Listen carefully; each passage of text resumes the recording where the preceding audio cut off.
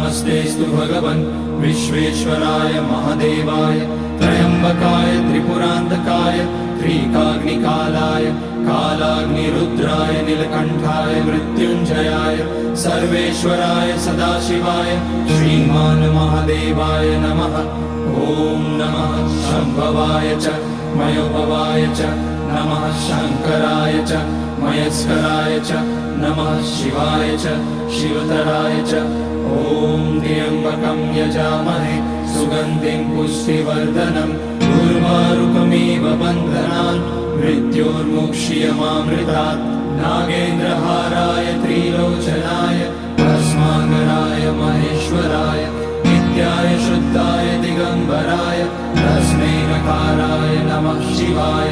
Mandakini सलिलचन्दनचर्चिताय Nandishwar प्रणतनाथ महेश्वराय